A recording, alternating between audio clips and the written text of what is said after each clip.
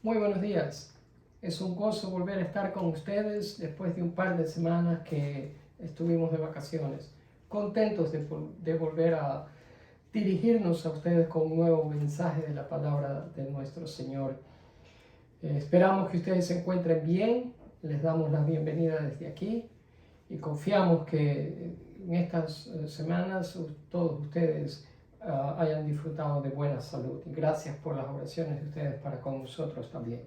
La palabra del Señor dice: aclamen alegres al Señor, habitantes de toda la tierra. Adoren al Señor con regocijo. Preséntense ante Él con cánticos de júbilo. Reconozcan que el Señor es Dios. Padre, en esta mañana eso es precisamente lo que estamos haciendo. Reconociendo que tú, el Señor, eres Dios. Y dándote a ti toda la honra, el honor, la gloria y la adoración que tú mereces. Este servicio de exaltación de tu palabra va dirigido para ti. Y a través de escuchar tu palabra, te estamos adorando. Y más todavía cuando después de escucharla salimos a hacer lo que tú nos mandas a hacer. Gracias por la presencia de tu Espíritu que nos ilumina el entendimiento, y pedimos que Él nos dirija para decir lo que tú quieres que se diga en esta mañana, y que sea todo de consuelo para tu gloria y el beneficio nuestro. En el nombre de Jesús oramos y te damos gracias. Amén y amén. Vamos a continuar con este servicio. Les pido de favor que abran sus Biblias en Primera de Samuel capítulo 18. Primera de Samuel capítulo 18. Vamos a ir a los versículos 5 al 14. Primera de Samuel 18, 5 al 14, la palabra del Señor dice así: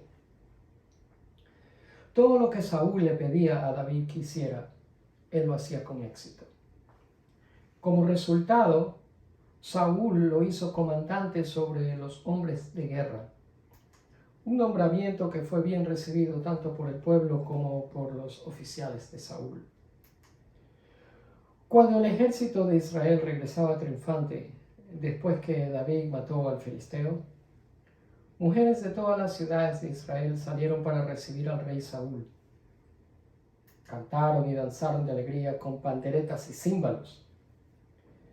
Este era su canto: Saúl mató a sus 1000 y David a sus 10,000. Esto hizo que Saúl se enojara mucho. ¿Qué es esto?, dijo.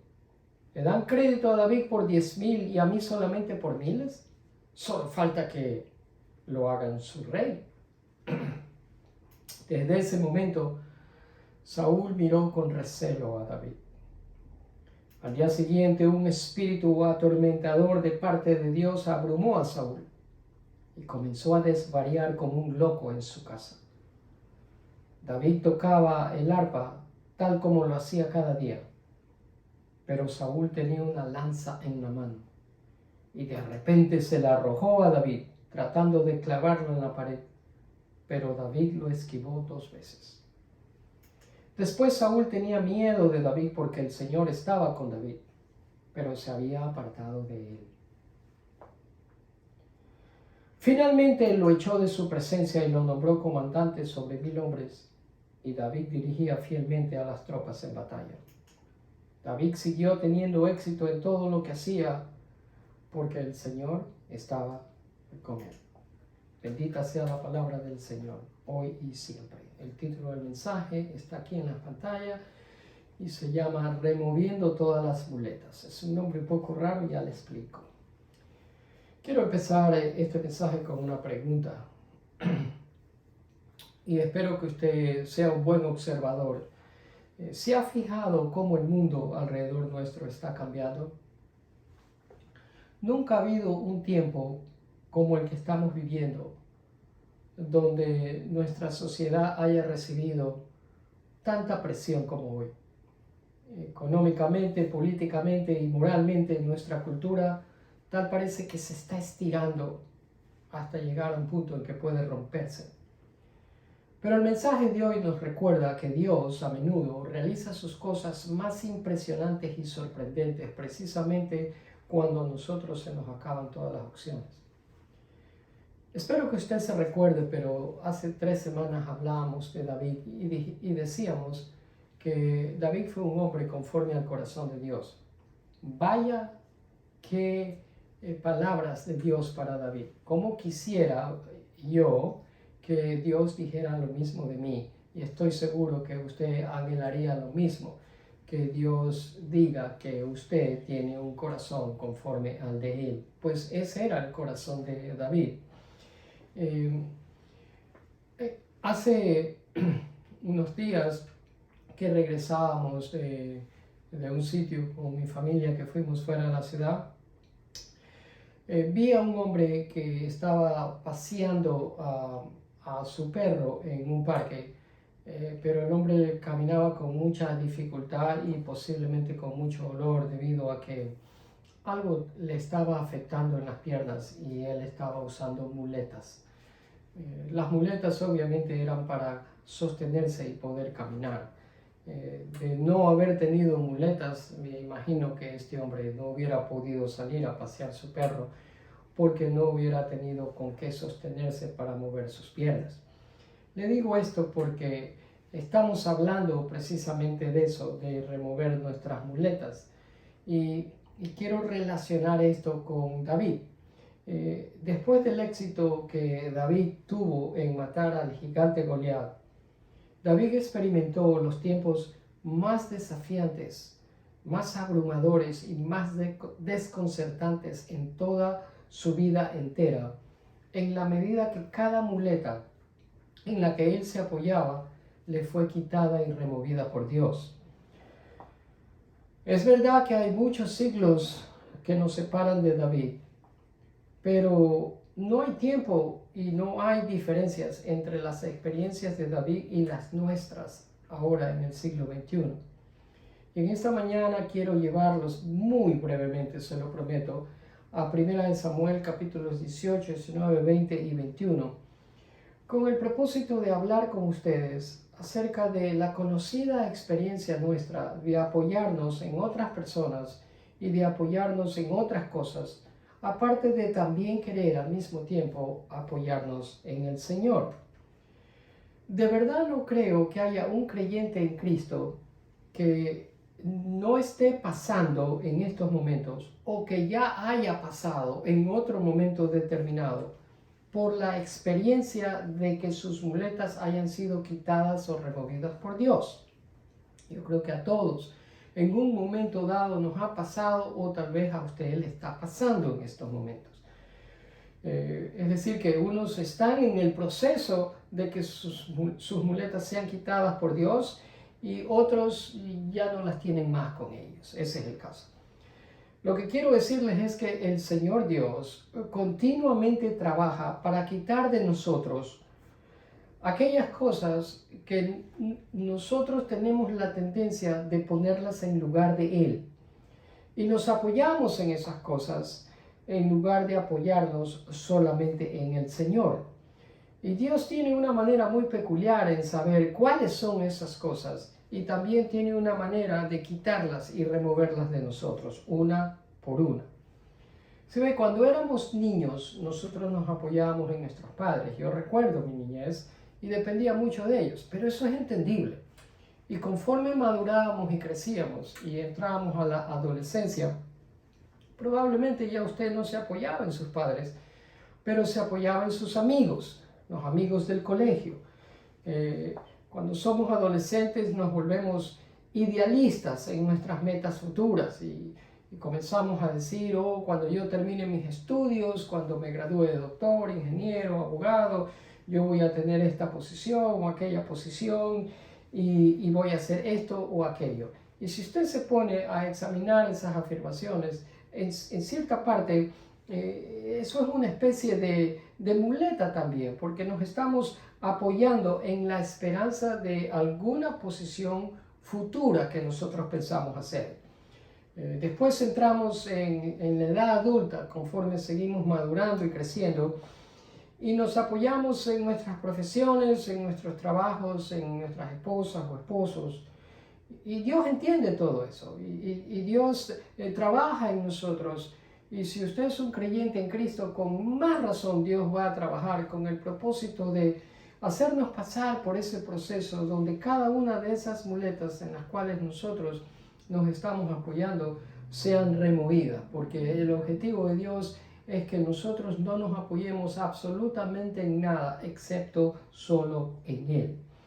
En mi vida he visto padres de familia apoyarse en sus hijos, he visto adultos apoyarse en alguna cosa que les produzca seguridad económica, financiera. He visto a adultos apoyarse en sus trabajos, en sus profesiones, en sus carreras profesionales. Volviendo al ejemplo que les di al principio de aquel hombre que vi en el parque caminando el perro con las muletas, pensaba que si esas muletas le hubieran sido removidas a este señor, de seguro él hubiera experimentado un profundo dolor porque no hubiera podido mover efectivamente sus piernas. Y me viene a la mente que David tenía algunas muletas que había él desarrollado con el paso del tiempo y que Dios, nuestro Señor, se las fue quitando una por una, porque el objetivo de Dios con David, igual que es el objetivo de Dios con nosotros, es que nosotros no tengamos ninguna muleta que no sea a Dios. Pero antes de examinar las muletas de David, permítame decirle brevemente en qué consisten esas muletas y qué es lo que ocasionan en nuestras vidas.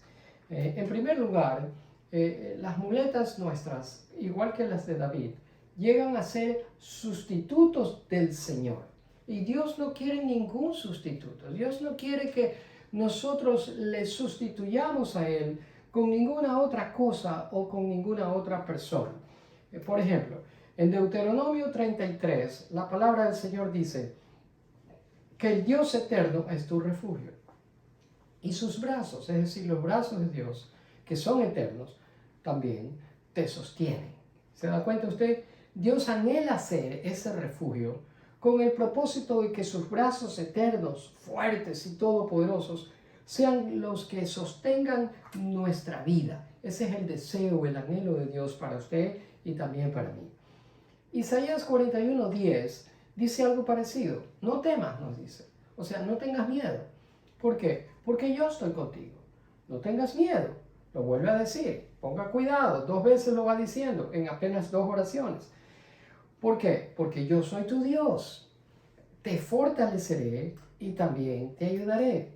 Y luego añade, también, aparte de fortalecerte y ayudarte, también te sustentaré con la diestra de mi justicia. ¿Se da cuenta usted? En otras palabras, el Señor nos está diciendo, yo voy a ser tu muleta y quiero ser tu muleta. En la medida que te apoyes en otras personas o en otras cosas, yo no podré ser esa muleta para ti. Y usted pregunta, ¿y por qué no?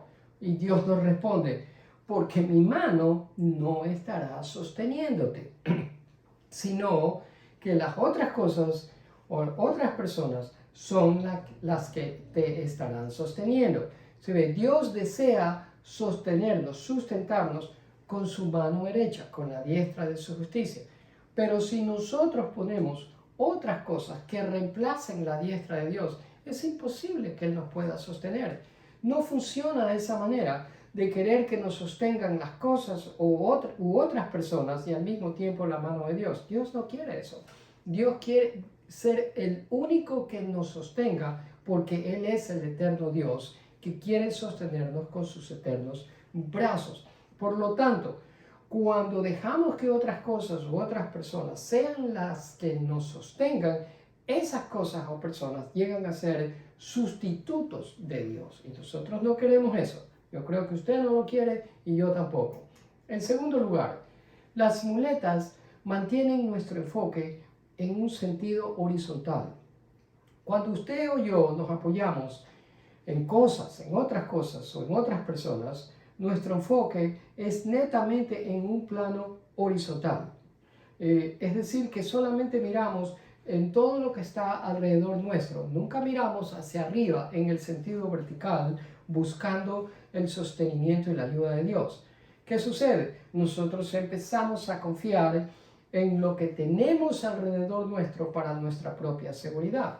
Y la verdad es que esas muletas son muletas humanas, producidas y fabricadas por nosotros mismos. Y toda muleta humana lo que va a hacer en nuestras vidas es paralizar nuestro caminar de fe. Es imposible crecer y madurar en la fe cuando dejamos que muletas humanas tomen el control y el lugar de Dios. En tercer lugar, las muletas solo ofrecen un alivio temporal. Martín Lutero, el gran reformador, entendió esto muy bien. Cuando él clavó las 95 tesis en la catedral de Wittenberg, diciéndole a la Iglesia Católica las cosas que él veía que ellos estaban haciendo mal, se ganó muchísimos enemigos que querían matarlo, querían acabar con su vida. Así de mala se puso la cosa hacia Martín Lutero por el hecho de haber denunciado a la Iglesia Católica las cosas equivocadas que estaban haciendo. Entonces, ¿qué sucedió? El duque Federico III de aquel entonces lo metió a Martín Lutero en su palacio, en su castillo, con el propósito de protegerlo. Y Martín Lutero quedó prácticamente secluido dentro de un castillo, protegido, eso sí, y librado de todos sus enemigos que querían atentar contra él. Pero Martín Lutero una vez tuvo que admitir que necesitaba salir de ese encierro físico en el que él se encontraba, y se dio cuenta que él se estaba refugiando en un castillo hecho de manos humanas y que ese castillo lo estaba sosteniendo, y entendió que ese castillo no debía de sostenerlo, sino que él tenía que confiar en Dios para que los brazos eternos de Dios sean el refugio y el sostenimiento de él. Y fue precisamente durante esa etapa que le estoy contando en la vida de Martín Lutero que él escribió el himno que se conoce con el nombre de Castillo fuerte es el Señor. ¿Sí ve? Dios es nuestra muleta fuerte. Él nunca falla. No le falló a David, no me ha fallado a mí, y estoy seguro que no le va a fallar a usted. Vayamos entonces a materia, a 1 Samuel 18. En 1 Samuel 18, en los versículos 7 y 8, la palabra dice que las mujeres, cuando David y Saúl regresaban de batalla, cantaron: Saúl mató a sus miles y David a sus 10,000. ¿Qué sucedió? Esto no le gustó al rey Saúl y dijo: ¿qué es esto? A este lo alaban que mató 10,000 y a mí solamente me ponen 1,000. Se puso celoso y un espíritu malo comenzó a molestar, a acosar la mente de Saúl, y se volvió un hombre suspicaz, celoso, paranoico, loco, y terminó tomándola contra el siervo más fiel que él tenía en el ejército de Israel. Ese era David.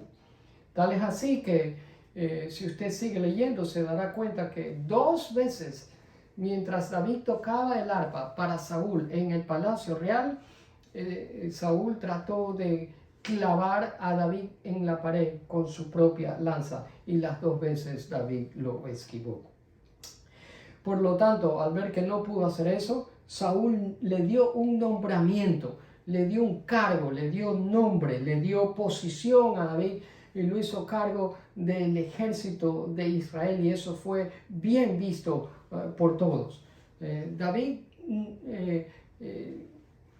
disfrutaba del favor de Dios, y todo lo que David hacía, Dios lo bendecía y David tenía éxito.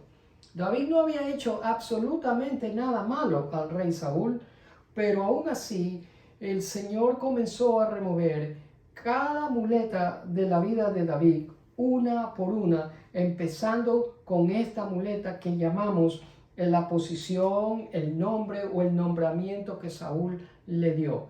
David entendió que cuando huyó de la presencia de Saúl, esa muleta le había sido quitada.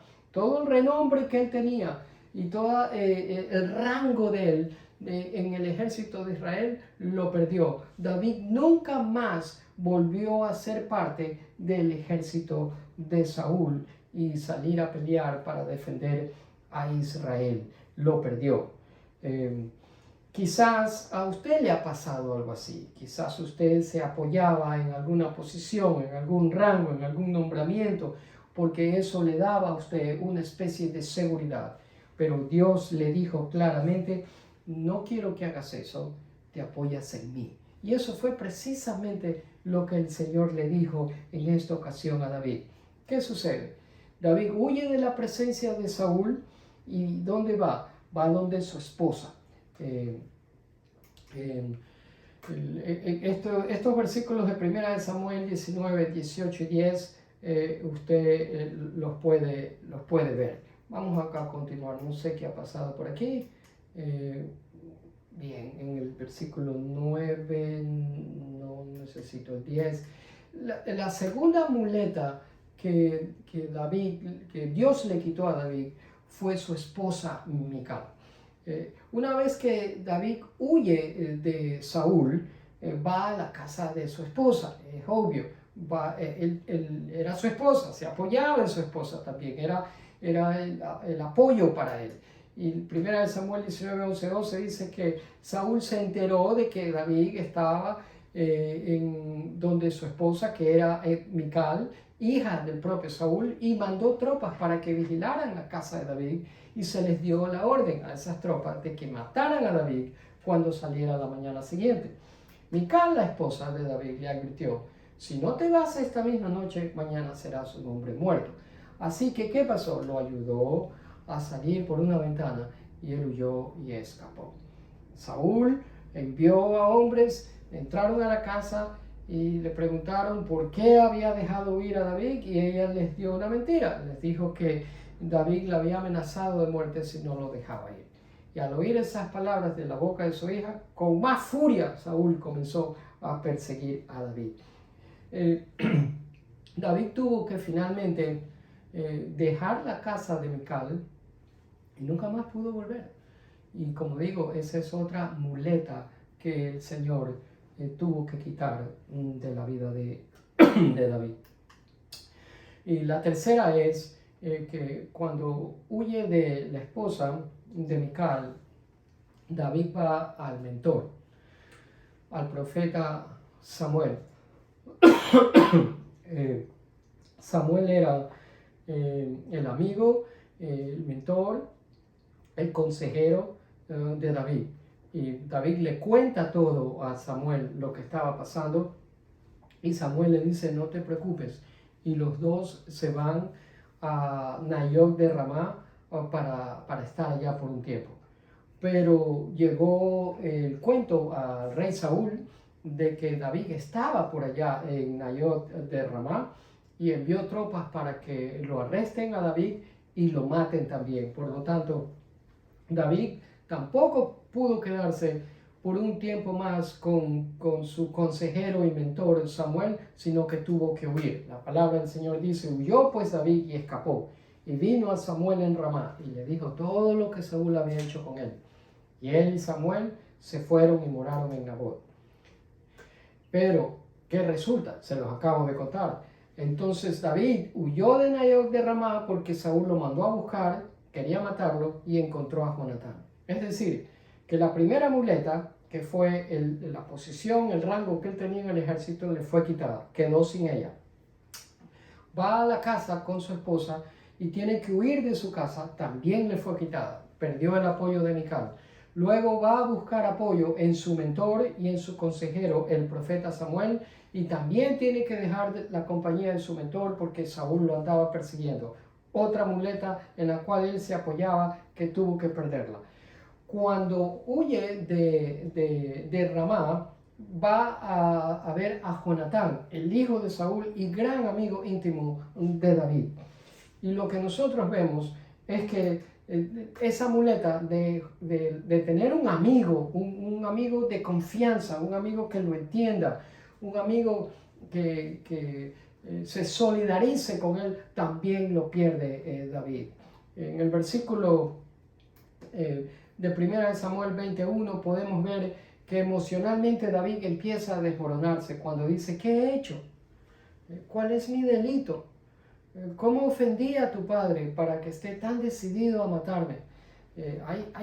Usted puede percibir una angustia emocional y de pronto dice, te juro que estoy a solo un paso de la muerte. David nunca antes había hablado algo así. Esta afirmación de que él se sentía como que estaba a un paso de la muerte nos demuestra la angustia y la desesperación que le estaba diciendo. Y si usted continúa leyendo en el mismo capítulo 20 de 1 de Samuel, en el versículo 42, nos damos cuenta que David tomó un rumbo y su amigo Jonatán tomó otro. David se fue y Jonatán regresó a su ciudad. Es decir, que no se volvieron a ver nunca más. Ese apoyo con que David contaba en la presencia de su amigo Jonatán también lo perdió. ¿Quién se lo quitó? Soberanamente Dios, porque Dios es el que hace todas las cosas. Y por último, David pierde su autoestima. Para hacerles la historia corta, resulta que David seguía huyendo de Saúl y ya no tenía dónde ir. Y cruzó líneas enemigas y fue a ver al rey Aquis de los filisteos. Pero los generales del rey lo reconocieron y David tuvo mucho miedo.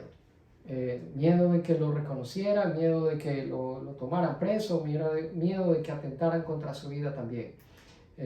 Pero allá es donde fue, escapando de Saúl. Y dice que los oficiales de Aquis no les agradaba que David estuviera allí. Y comenzaron a decírselo al rey. ¿Y qué tuvo que hacer David? Tuvo que fingir locura. Porque dice que David oyó esos comentarios que estaban haciendo los oficiales del rey Aquis de los filisteos. Y tuvo mucho miedo de lo que el rey Aquis de Gat pudiera hacer con él. Así que se hizo pasar por loco, arañando las puertas y dejando que la saliva escurriera por sus barbas. ¿Se da cuenta usted? Se hizo pasar por loco con el propósito de salvar su pellejo. Y esa muleta de querer buscar apoyo de esa manera también le fue quitada. El asunto es que cuando las muletas le son quitadas a una persona, esa persona empieza a desmoronarse poco a poco. Es muy doloroso eso. Empieza a pensar de una manera diferente. Empieza a tener pensamientos raros, muy distantes de lo que es la verdad. Y es probable que en estos momentos alguna persona que me esté escuchando esté en el proceso de que sus muletas están siendo removidas o quitadas. Es probable que usted sea una de esas personas que esté apoyándose en alguna de esas muletas que hemos mencionado en este mensaje y Dios esté en el proceso de removérselas a usted una por una. Le digo que eso es un proceso doloroso.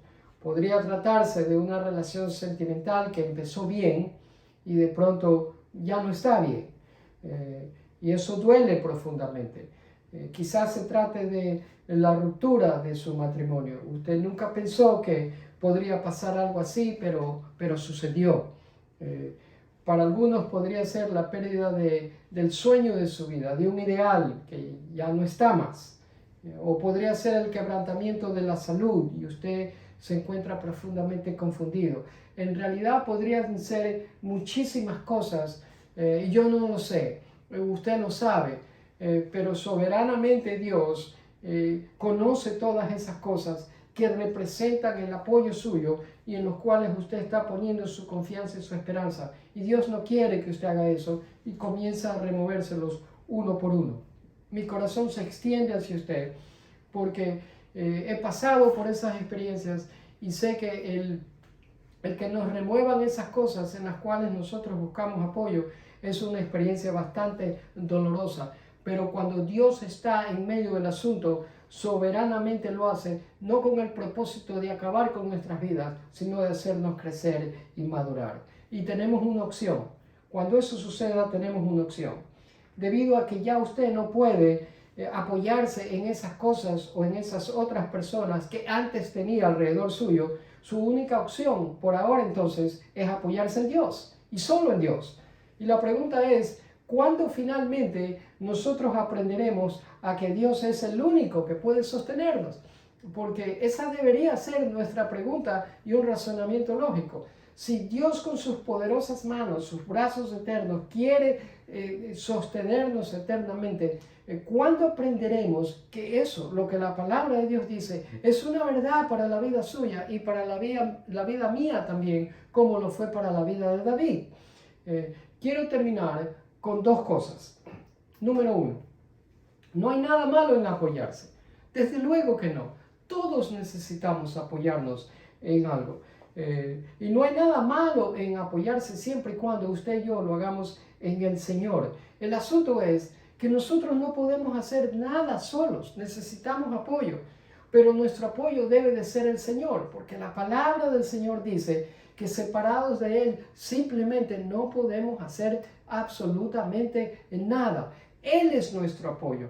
Y con el apoyo de Dios, usted y yo podemos hacer muchas cosas para su gloria y el beneficio de cada uno de nosotros. Ahora, como no tenemos esas cosas o esas personas en quien apoyarnos, lo único que tenemos es a Dios. Y esa es la razón por la que usted tiene a Cristo. ¿Para qué tiene a Cristo usted? Para que usted lo declare y lo confiese ocasionalmente. No, usted tiene a Cristo para que usted se apoye en Él todos los días y cada momento de su día, de todos los días de su vida.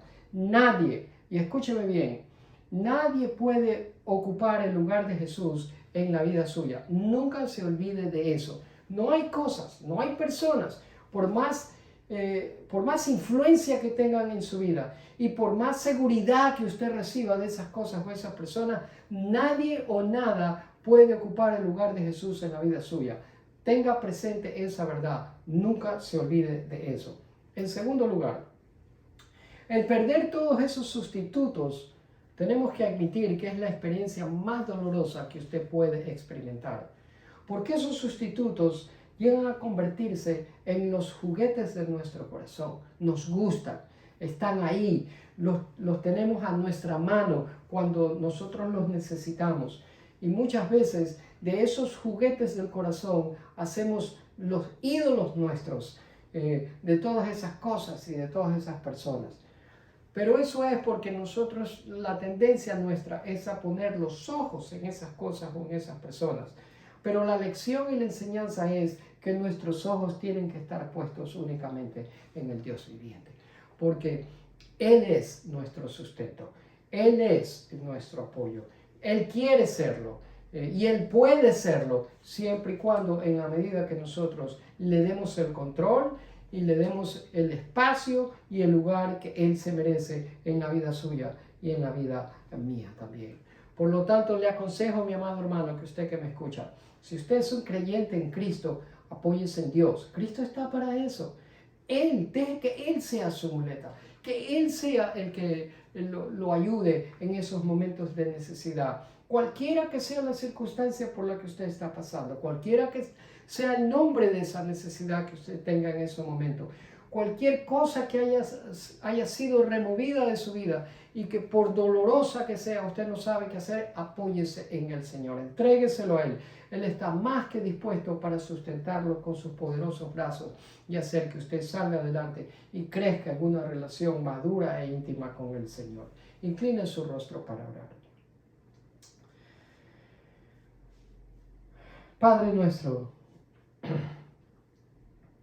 nuestro amigo, nuestro compañero y nuestro consejero eres tú.